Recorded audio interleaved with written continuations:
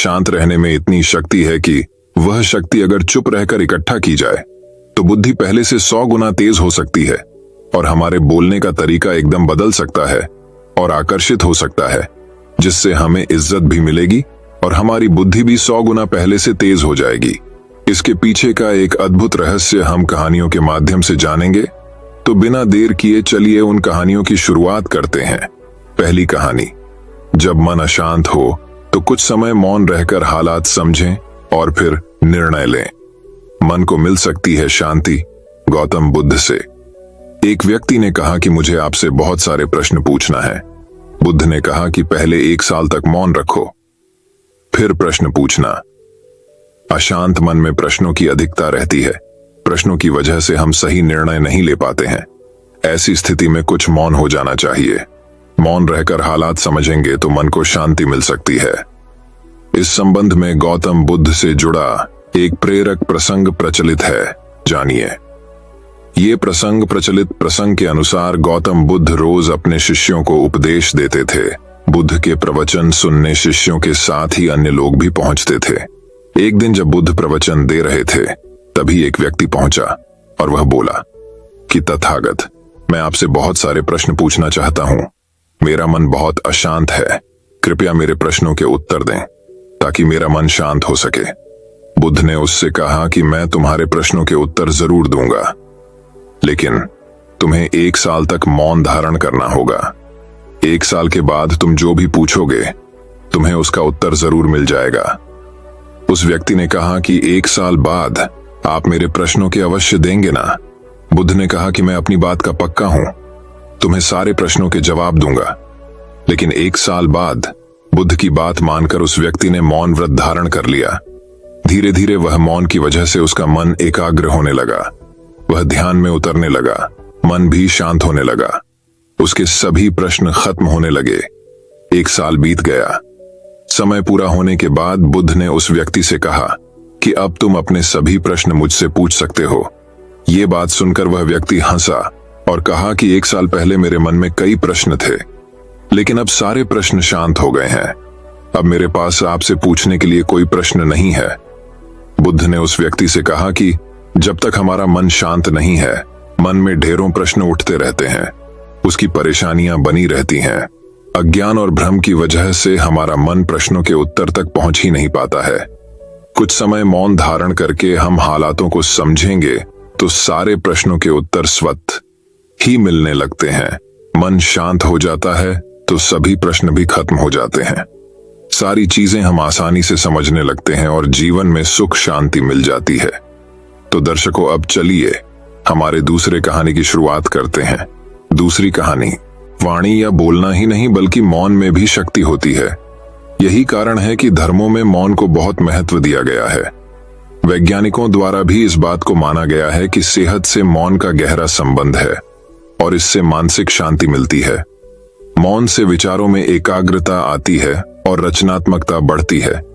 इसलिए जितने भी साधु संत या तपस्वी हुए, सब ने मौन रहकर और ध्यान लगाकर ही संसार के गूढ़ ज्ञानों को प्राप्त किया।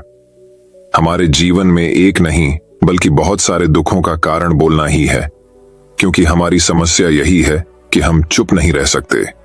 हमेशा कुछ न कुछ बोलते ही रहते हैं और आपके बोलने के कारण ही आधे से ज्यादा दुख निर्मित होते हैं। परिवार में कलह क्लेश का कारण भी हमारा बोलना ही होता है। आप जितनी भूख उतना भोजन खाते हैं, जितनी जरूरत उतना कार्य करते हैं। लेकिन क्या आपने इस बारे में कभी सोचा है कि आप कितना बोलते हैं? क्या आप उतना ही बोलते हैं जितनी आवश्यकता है, या अनावश्यक ही सारे दिन बोलते हैं? इस बारे में कभी अकेले बैठकर जरूर सोचिए कि आज आपने दिन भर में कितना बोला, क्या बोला और सबसे जरूर कि क्यों बोला। इनमें से कितनी बातें जरूरी थीं और कितनी अनावश्यक सुनने सुनाने के माहौल से निकले। बाहर मनुष्य की प्रवृत्ति ऐसी है कि वह अपने मन में चल रही बातों को दूसरों को सुनाना चाहता है और दूसरा भी आपके साथ ठीक वही काम करता है। ये बातें किसी अन्य या तीसरे व्यक्ति से संबंधित हो तो सुनने सुनाने का काम और भी दिलचस्पी से होता है। आप फिर जब कभी भी बैठते हैं तो इन्हीं बातों को फिर से दोहराया जाएगा और फिर से इन्हीं बातों पर विचार करेंगे। यह सुनने सुनाने का माहौल जीवन भर चलता रहता है। और इस तरह से आप खो देते हैं अपना समय, अपना जीवन, अपनी सोच समझ और वो कीमती पल जिसमें जिया जा सकता है और जिसमें आनंद प्राप्त किया जा सकता है। इसलिए जब तक हम बाहर की ओर बोलते रहेंगे, हमारे भीतर अशांति रहेगी। जिस दिन हम मन से चुप हो जाएंगे तो तब बाहर हमारे मुख से कुछ भी निकले, हम शांत ही रहेंगे। दुनिया में जितनी बुराइयां हैं, परिवार में क्लेश है, पति पत्नी में विवाद है, सब बोलने के कारण ही होते हैं। हम चुप रहना नहीं चाहते हैं, हमेशा सुना देना चाहते हैं, लेकिन व्यर्थ का बोलना ऊर्जा का नष्ट होना है। इसलिए जितने भी बुद्धत्व, साधु और संत हुए, वे एकांत की ओर गए, क्योंकि उन्हें अधिक बोलना न पड़े और अधिक सुनना न पड़े। महावीर ने 12 वर्ष और महात्मा बुद्ध ने 10 वर्ष मौन रहने के बाद ज्ञान प्राप्त किया। महर्षि रमण और चाणक्य भी मौन के उपासक थे, लेकिन आप इस संसार में रहकर भी एकांत रह सकते हैं। इसके लिए आपको अपनी उन ऊर्जाओं को बचाना होगा जिसे आप व्यर्थ के शब्दों में नष्ट कर देते हैं। इसलिए उतना ही बोले जितना जरूरी हो। तो दर्शकों, अब चलिए हमारे तीसरी कहानी की शुरुआत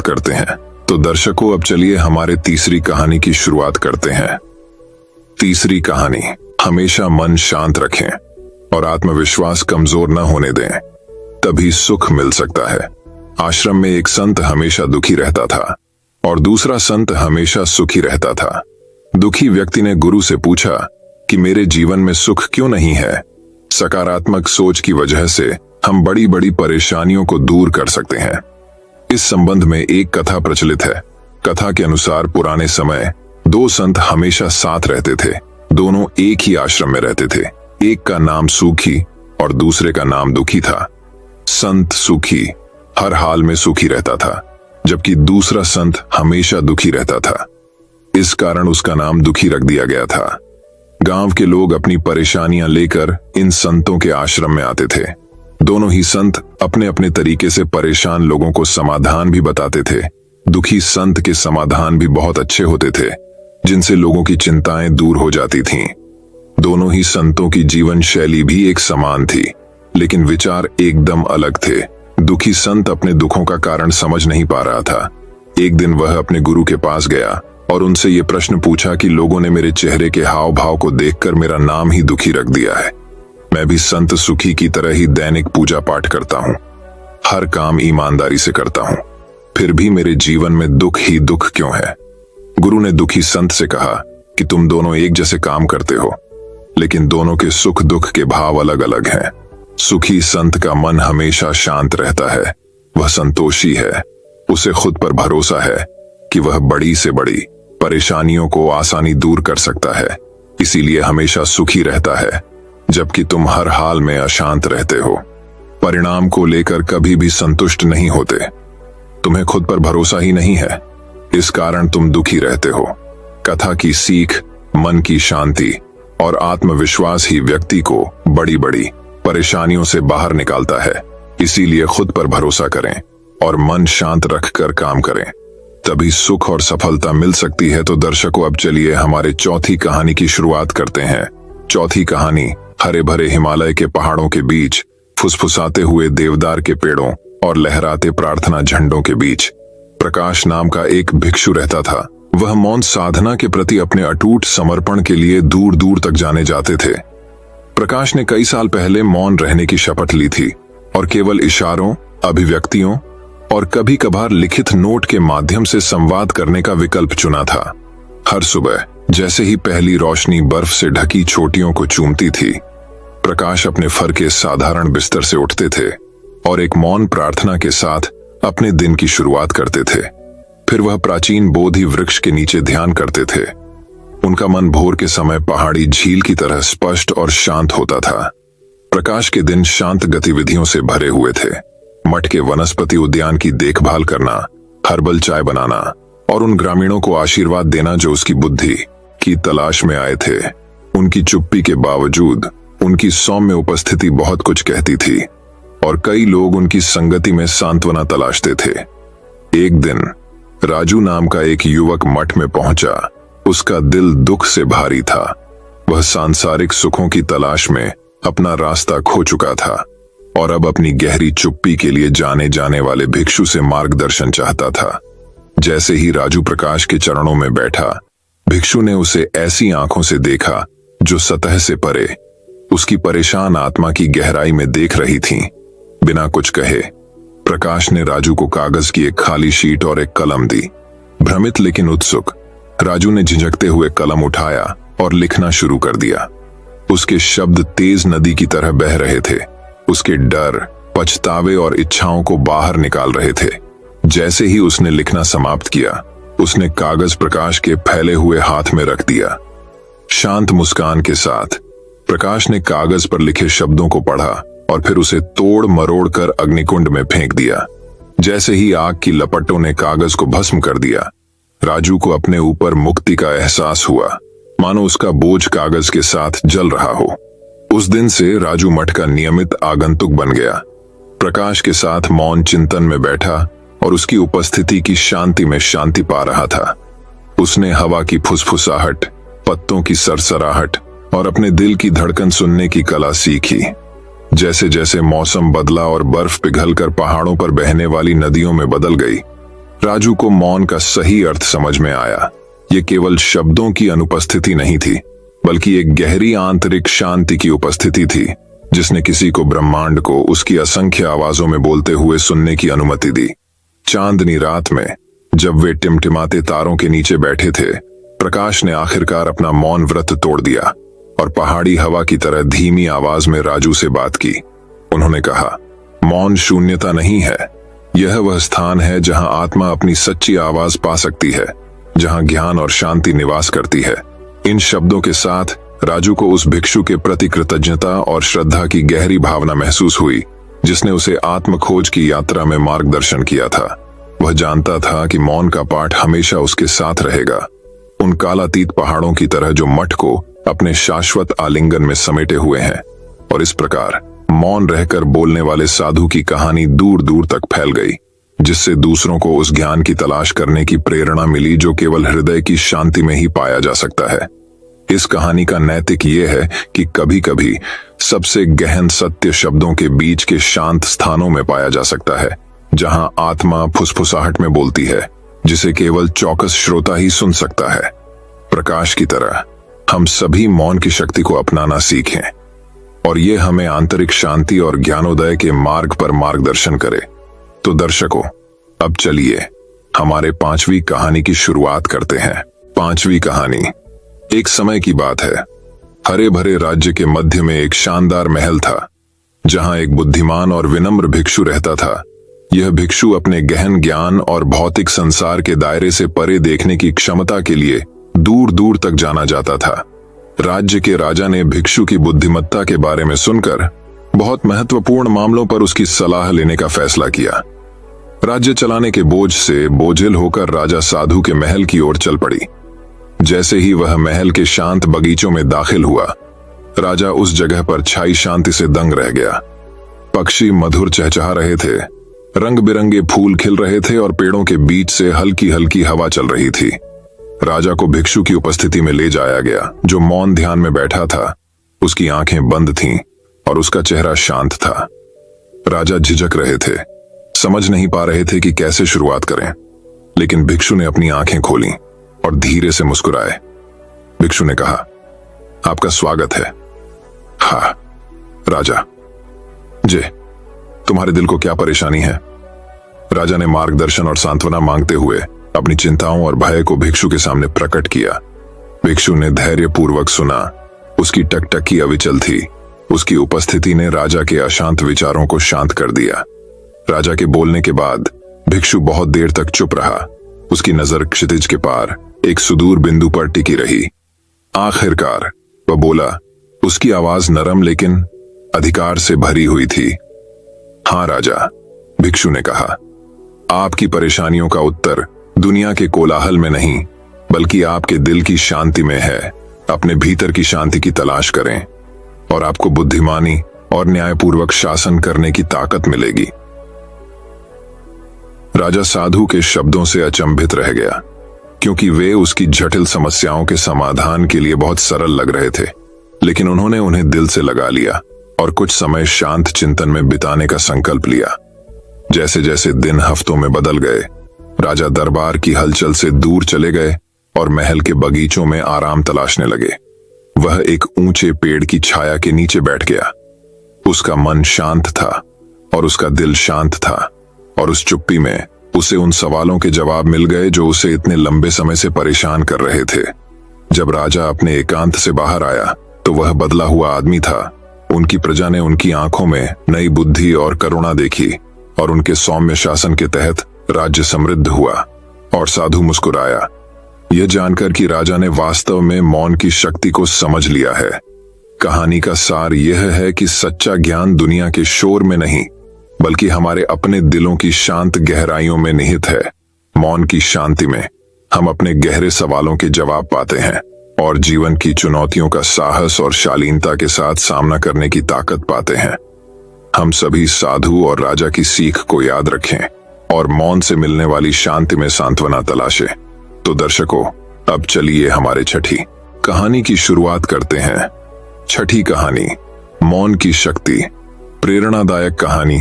एक बार एक किसान था जिसे पता चला कि उसकी घड़ी खेत में खो गई है। पल यह कोई साधारण घड़ी नहीं थी, क्योंकि उसके लिए इसका भावनात्मक महत्व था।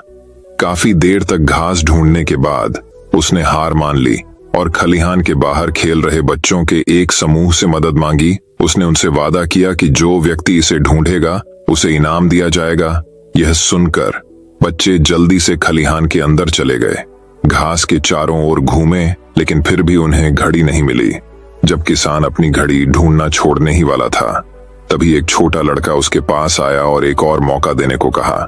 किसान ने उसकी ओर देखा और सोचा, क्यों नहीं, आखिरकार ये बच्चा काफी ईमानदार दिखता है। इसलिए किसान ने छोटे लड़के को वापस खलिहान में भेज दिया। थोड़ी देर बाद छोटा लड़का हाथ में घड़ी लेकर बाहर आया। किसान खुश और आश्चर्यचकित था, और इसलिए उसने लड़के से पूछा कि जहां बाकी लोग असफल हो गए थे, वहां वह कैसे सफल हो गया। लड़के ने उत्तर दिया, मैंने जमीन पर बैठकर सुनने के अलावा कुछ नहीं किया। सन्नाटे में मैंने घड़ी की टिक टिक सुनी और बस उस दिशा में देखने लगा। संदेश, एक शांत दिमाग एक सक्रिय दिमाग की तुलना में बेहतर सोच सकता है। हर दिन अपने मन को कुछ मिनटों का मौन रहने दें और देखें कि यह आपको अपने जीवन को ईश्वर की अपेक्षा के अनुसार स्थापित करने में कितनी तेजी से मदद करता है।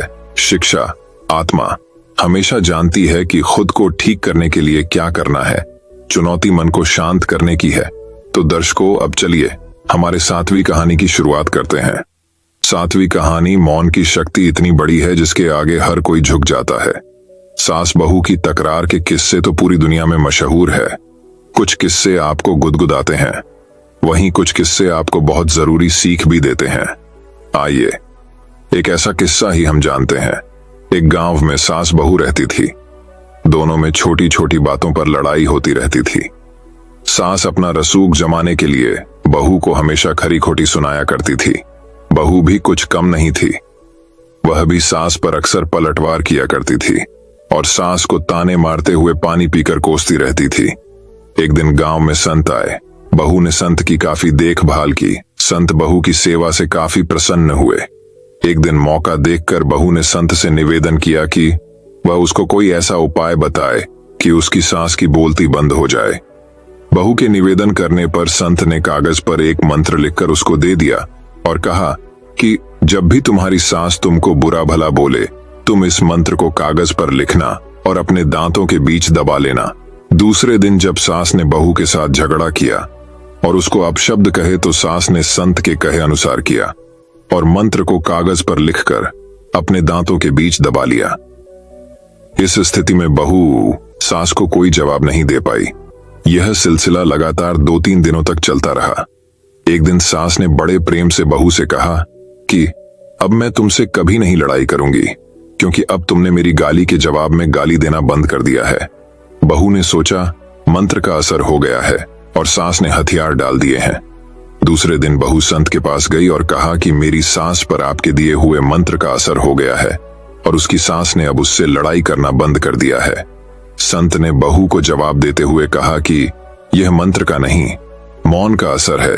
तो दर्शकों, अब चलिए हमारे 8वीं कहानी की शुरुआत करते हैं। 8वीं कहानी, मन को शांत करना चाहते हैं तो ये है सही रास्ता। इस बात को ध्यान रखें कि आपकी परेशानी सिर्फ आपके मन की एक स्थिति है। इससे छुटकारा पाने के लिए मन को शांत रखते हुए सही उपायों पर काम भी आपको ही करना होगा। अगर आप चाहते हैं कि आपका मन शांत हो जाए तो ये कहानी आपकी मदद करेगी। एक सेठ के पास बहुत धन संपत्ति थी, किंतु फिर भी उसके मन को शांति न थी। एक दिन किसी व्यक्ति ने बताया कि किसी नगर में एक साधु रहता है। वह लोगों को ऐसी सिद्धि देता है जिससे मनचाही वस्तु प्राप्त हो जाती है। सेठ उस साधु के पास जाकर बोला, महाराज, मेरे पास बहुत पैसा है लेकिन मन की शांति नहीं है। साधु ने कहा कि बेटा, जैसा मैं करूं उसे चुपचाप देखते रहना, इससे तुम्हें मन में शांति करने की युक्ति मिल जाएगी। अगले दिन साधु ने सेठ को कड़ी धूप में बिठाए रखा और खुद कुटिया में चले गए। सेठ गर्मी से बेहाल हो गया मगर चुप रहा। दूसरे दिन साधु ने उसे कुछ भी खाने पीने को नहीं दिया और स्वयं तरह तरह के पकवान खाता रहा। सेठ इस दिन भी चुप रहा। तीसरे दिन सेठ गुस्से में वहां से जाने लगा तो साधु बोला, क्यों, क्या हुआ? इस बात पर सेठ बोला, महाराज, मैं यहां बड़ी आशा लेकर आया था किंतु मुझे यहां निराशा ही मिली। इस बात के उत्तर पर साधु ने कहा, मैंने तो तुम्हें शांति की युक्ति बता दी। पहले दिन जब मैंने तुम्हें धूप में बैठने के लिए कहा और मैं स्वयं कुटिया में बैठा तो तुम्हें बताया कि मेरी छाया तुम्हारे काम नहीं आएगी। ये तुम्हें समझ नहीं आने पर मैंने तुम्हें भूखा रखा और खुद भरपेट खाया। उससे मैंने तुम्हें समझाया कि मेरी साधना से तुम्हें सिद्धि नहीं मिलेगी। उसी तरह शांति भी तुम्हें अपनी मेहनत और पुरुषार्थ से ही मिलेगी। मैं तुम्हारे मन को शांत नहीं कर सकता, उसके लिए तुम्हें खुद ही मन की शांति प्रदान करने वाले काम करने होंगे। यह सुनकर सेठ की आंखें खुल गईं और वह साधु से आशीर्वाद लेकर अपने घर चला गया। दोस्तों, मैं उम्मीद करता हूं कि यह कहानी सुनने से आपके जीवन में अच्छे बदलाव आए होंगे। आपको इस वीडियो से क्या सीखने मिला, ये कमेंट करके जरूर बताएं और अपने परिवार, दोस्तों या आपके करीबी इंसान के साथ ये कहानी शेयर करके उन्हें भी इस ज्ञान से परिचित करवाएं। बाकी अगर आपको यह वीडियो दिल से अच्छी लगी हो तभी इस वीडियो को लाइक कर देना और आपने अब तक इस चैनल को सब्सक्राइब न किया हो तो चैनल को सब्सक्राइब भी जरूर कर देना। आपका हर दिन शुभ हो और खुशियों से आपका जीवन भरा रहे। धन्यवाद। नमो बुद्धाय।